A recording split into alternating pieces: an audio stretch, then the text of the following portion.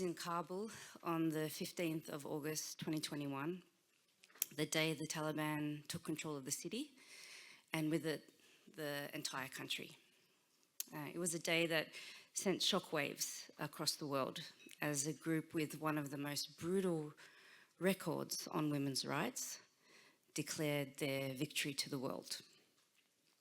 And I witnessed firsthand how decades of progress on women's rights disappeared, it felt like overnight. Women were told straight away to stay at home, and over time their access to employment and the workforce has been largely stripped away. The Ministry of Women's Affairs was abolished.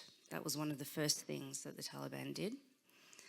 And it's been replaced by morality police that enforce discriminatory decrees. Girls are not able to go to high school in Afghanistan, and women are not able to go to university, making it the only country in the world that bans women and girls from secondary education as a matter of policy. Now, the Taliban has been in power for just over 3 years, but the impacts of its policies are already being felt and will be felt for generations to come. We have data that shows that by next year, 2026, the impact of having 1.1 million girls out of high school correlates with a rise in maternal mortality by 50%. And by 2066, the impact of not having women in higher education will cost Afghanistan $9.6 billion, which is equivalent to 2/3 of its GDP. But this is not just Afghanistan's crisis. Afghanistan's situation is extreme, but it's a reminder, and a very stark reminder, of how precarious progress is on women's rights, and how quickly the erosion of women's rights can spread globally. Oppression, it doesn't always start with guns and violence.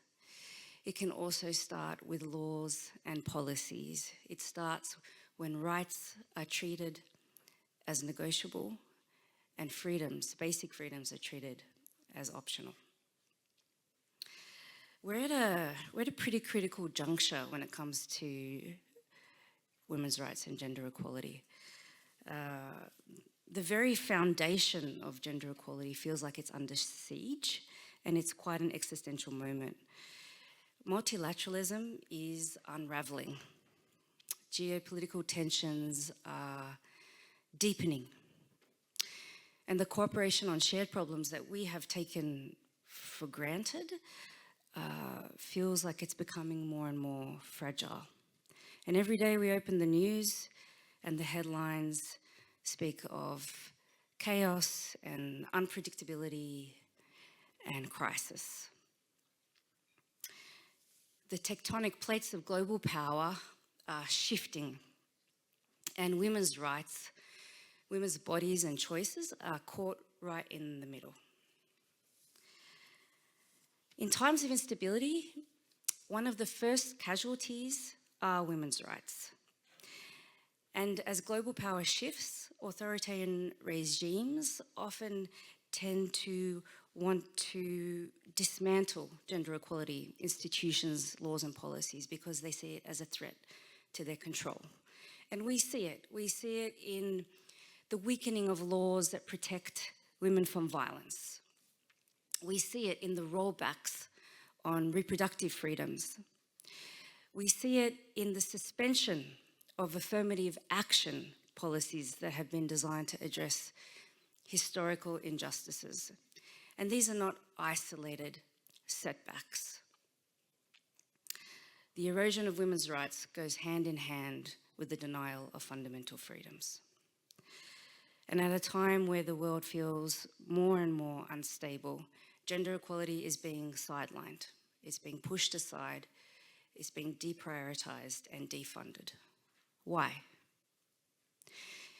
Because at its heart, gender equality questions systems of power, and power does not like to be questioned. I've been working on women's rights for almost 2 decades now, and during that time we've seen evidence that is irrefutable, that shows that gender equality isn't just a moral imperative. It's not just like a nice thing to do or a good thing to do. It's an operational imperative. It's the very foundation of and driver of stable, secure and prosperous societies. We have so much evidence to show that when women are part of economies, they thrive. When women are in leadership in government, economies are stronger and more stable.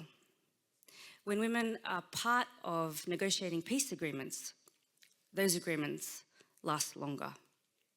And when women are part of the executive boards of companies, those companies do better.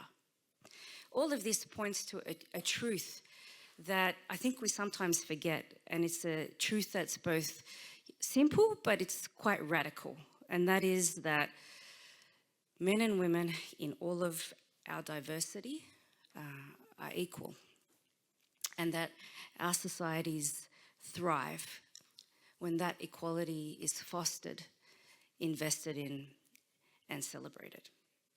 But despite all of this evidence that gender equality benefits everyone, the pushback is not only persisting, but it's deepening. Does it matter?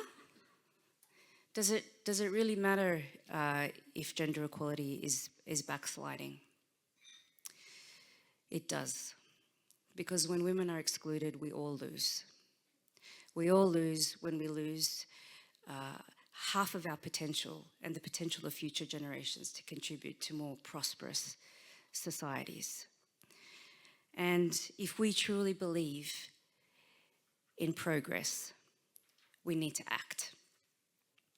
And we need to act now. And that means 3 things: fund, protect, empower. Fund. We need to fund women's organisations. Women's organisations are the lifeblood of change. They have the connections, the networks, the trust of communities to really reach women and girls, the most vulnerable women and girls. But despite this, they only get a fraction of global funding.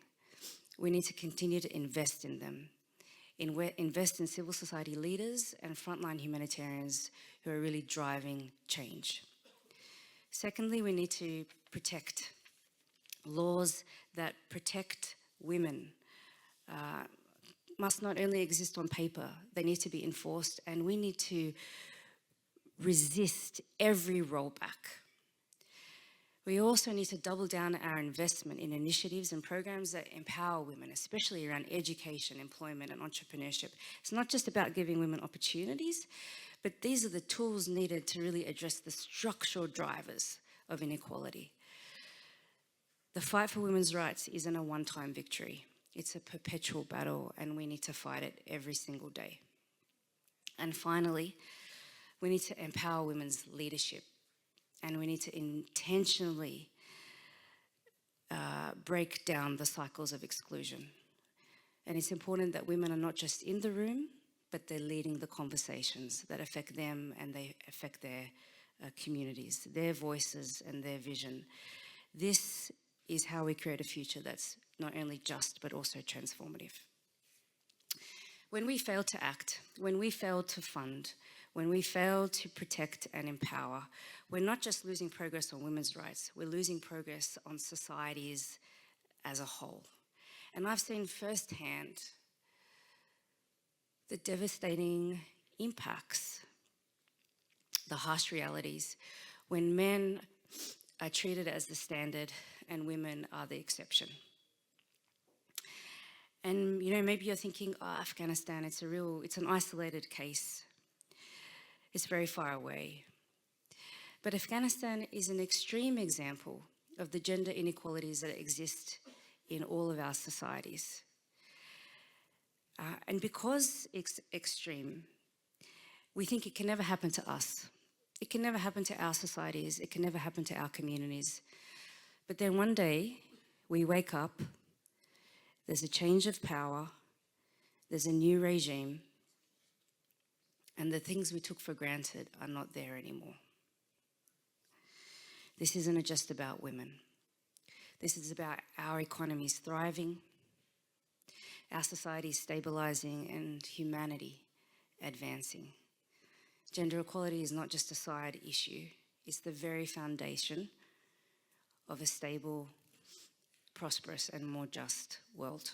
And that's why Afghanistan is not just a cautionary tale, but it's a call to action. The tectonic plates of global power are shifting, and the question is, will women be buried under them?